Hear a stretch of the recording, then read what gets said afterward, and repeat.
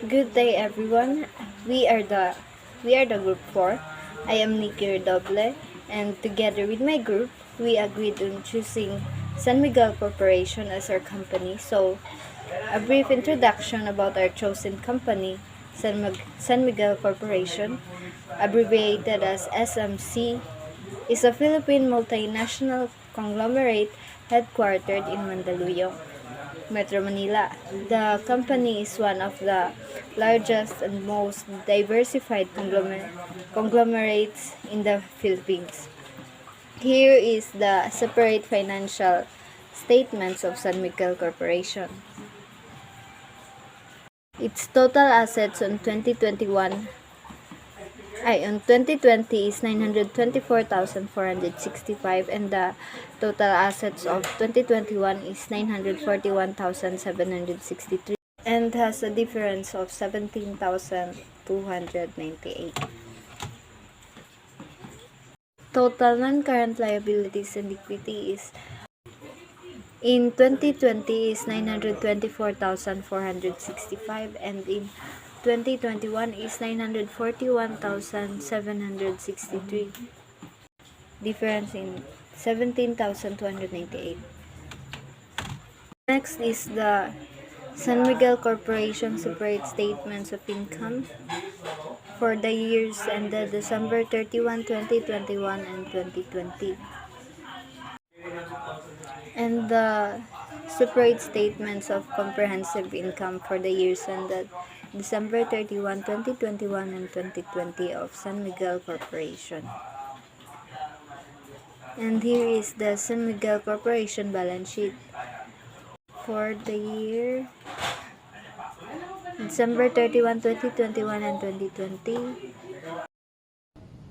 Hello everyone, my name is Lanie Dahan, and as my part, I'm going about to discuss which is the horizontal and vertical analysis. So, as of December 31, 2021, the combined total assets were worth 2,051,653 pesos, or 139,446 million, more than the end of 2020. So, the greater balance of the increase mostly because of trade receivables and other receivables, inventories, real estate, machinery, and other intangible assets. So the decline in cash and cash equivalents partially offset the growth. So capital was mostly to blame for the 47,179 decline in cash and cash equivalents. So expenditures for Petron's ongoing projects in the energy, beverage, food, cement, and infrastructure, companies' leasing obligations, dividends, payouts, and the equity security redemptions. This was somewhat compensated by operating cash flow and net earnings from the issuing of capital securities, long-term debt, and short-term loans. The 37,439 million increase in trade and other receivable was mostly due to the energy sectors and Petron's greater trade customers balance, as well as a higher receivable under the Melencion automatic pricing mechanism. From Malaysian government, the primary cause of the 38,387 million rise in inventory were increased crude oil prices, the price of the imported raw materials purchased by the Feeds and Flour division of the Food division under the Food and Beverage business, increased average cost of coal and inventory by the energy business, oil and finished product of Petron, the decreased cost of chicken, and the retirement of breeding stock were the cause of the 403 million drop in total biological asset. Prepaid expenses and other current assets increased by 14,079 million, mostly because to the additional limited financial funding for the settlement of contractors, invoices, and long-term debt of infrastructure and energy industries, increased input taxes from ongoing projects and the infrastructure and energy businesses, and increased advances from the energy business to coal suppliers. The 4,507 million rise in investments and advances was mostly caused by the advances made to San Miguel Corporation Global, and SME for investments. Costs of the following were the main cause of the increased property, plant, and equipment of 55,985 million. Ongoing initiative by Petron, the Food and Bear, Cement, Energy, and NEB divisions. The period's depreciation helped counteract this in part. The purchase of various properties by SMPI and SMHC was the primary factor in the increase in investment property, net by 9,147 million. Projects of the many ongoing projects of the infrastructure company. Net of amortization throughout the year were the primary cause of the 21,447 million increases in other intangible assets. The decrease in deferred tax assets by 3,805 million was mainly attributable to the reduced income tax rates on NOLCO. Allowance for impairment of receivables and inventory losses as a result of create loss adoption. The advances to contractors and suppliers for the ongoing projects of the energy business and capitalized expenditures, including revaluations for the MRT7 project of the infrastructure business, are what caused the increase in other non-current assets by 15,138 million. The decrease in MPPCL's limited funds needed to pay loans, interest supplies, and contractors somewhat offset this. The net availments by SMC were the primary cause of the 50,134 million rise in loans payable and Petron for business operations generally, less payments from SMFB and SMC Shipping, as well as Lighterage Corporation. The 41,330 million increase in accounts payable and accrued expenses was primarily caused by Petron's higher liabilities for crude oil and petroleum products as a result of the price increase as of the end of 2021 compared to the end of 2020, as well as additional payable to contractors for the ongoing energy business projects. The increase in income and other taxes owed by 2,104 million was primarily caused by higher value-added tax liabilities for Petron Philippines energy business, as well as higher excise tax liabilities and withholding taxes. Net of debt issue charge. The increase in total long-term debt of 47.56 million pesos was brought on by the MCS Tollways, PF Hermel, NCC, and SC2 made available in relation of loan with the foreign currency dimension, the payment from the infrastructure, packaging, and energy business partially offset of this. The payment made by the sum by the organization in the energy business that are under the Independent Power Producer Program were the main cause of the 22,045 million pesos drop in the overall lease liabilities. Agreement IAPPA Administration. The payment by Ken Value Investment Limited of its non-current liability to connected the party is primarily responsible for the drop in other non-current liabilities of 6,342 million pesos. Strategy Power Development Corporation for a set amount per month to be paid to some.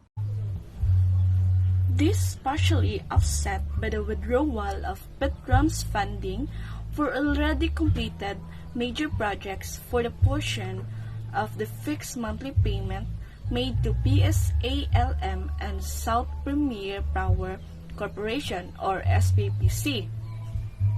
So the 34,217 million increase in treasury stock reflects SMC's redemption of the preferred shares and the subsidiaries 2G, 2C, and 2E. So the increase in NCI by 54,385 million was mainly due to the issuance of US dollar 750 million and US dollar 550 million SPCs by SMC's Global and Petron, respectively, and share of NCI on the group's net income. This was partly offset by the share of NCI on cash dividends and distributions announced, as well as SMC Global's redemption of its $300 million USCS and by Series 2B preferred shares issued by Petron. We have developed some trend analysis using income statement information for San Miguel Corporation from 2018 through 2021. The 2018 is our base year and is set to 100%.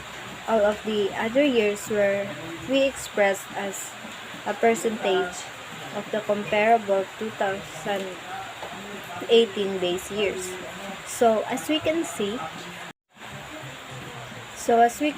in 2018, 1 million, the sales is 1,024,943 divided by 2019 1,020,502 is times 100% is equal to 99.6%. And for the cost of sales, 825,748 divided by 818,815 times 100% is 99.2%. And for the gross profit of 2018, 199,195 divided by the gross profit of 2019 is 201,687 is 101.3%.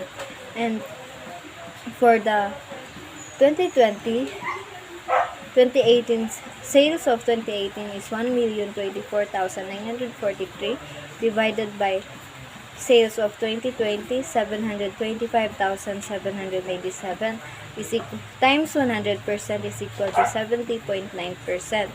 And 825,748 cost of sales of 2018 divided by cost of sales of 2020 is 576,449 times 100% is 69.8%. And gross profit of 2018, 199,195 divided by gross profit of 2020 is 149,348 times 100% is 74.9%. And sales of 2018 divided by sales of 2021 is equal times 100 is equal to 91.8%. And the 825,748 cost of sales of 2018 divided by cost of sales of 2021, 746,050 times 100 is 90.3%. And the gross profit of 2018 divided by 195,143 times 100% of 2021 is 97.9%. So for the current ratio of San Miguel, so if a company's current ratio is 1, so it is regarded as having the same liquidity as its liabilities. So a business is seen to be more liquid than its liabilities. So if it is a current ratio above 1.0, the result of San Miguel Corporation current ratio in 2020 is 1.60 and in 2021 is 1.36. So therefore, San Miguel has greater liquidity than liabilities. quick ratio analysis. In terms of the quick ratio, generally speaking, higher is better. A ratio greater than or equal to 1 is what you should strive for as a company. Your business has enough liquid assets to cover its short-term obligations if the ratio is 1 or higher. So the quick ratio of San Miguel Corporation in 2020 is 1.12. So it means that they have more than enough liquid assets to cover up their obligations. However, 2021 has a result of 0.88. If a company's quick ratio is less than 1, it suggests it lacks sufficient fast assets to cover all of its immediate liabilities. Business may be challenging to raise the money necessary to pay its creditors if it experiences an interruption. If the company needs to borrow money, it might also have to pay a high interest rate. Debt to equity ratio. A good debt to equity ratio is around 1 to 1.5. However, the ideal debt to equity ratio will vary depending on the industry because some industries use more debt financing than others. Capital-intensive industries like the financial and manufacturing industries often have high ratios that can be greater than 2. The debt-to-equity ratio of San Miguel Corporation in 2020 is 1.92 and in 2021 is 2.01. San Miguel Corporation, one of the manufacturer, so the results are considered as good. Asset-to-quick ratio. The San Miguel Corporation has an asset-to-quick ratio of 2.92 in 2020 and 3.01 in 2021. So the results are high. A high asset-to-quick ratio can be signed that a company is no longer able to obtain additional debt financing because lenders are less willing to give credit to a company in this situation. Additionally, a company with a high ratio is more vulnerable to pricing strategy used by rivals in its must maintain a high price in order to create a cash flow necessary to pay down its debt. Return on assets. The return on assets of San Miguel Corporation are 1.17% and 2.43% for the year 2020 and 2021. A low return on asset percentage of below 5% is an indication of an asset-intensive company. A low return on asset indicates that the company is not able to make maximum use of its assets for getting more profits. Operating margin. For the year 2020 and 2021, San Miguel has an operating margin of 10% and 12% as a rule of thumb. 5% is a low margin, 10% a healthy margin, 20% is a higher margin. Therefore, San Miguel has a healthy margin. Every business needs a good operating margin to cover its fixed expenses such as loan, interest, or tax. A company with a high operating margin is likely to be effectively managed and poses less of a risk than one with a lower operating margin.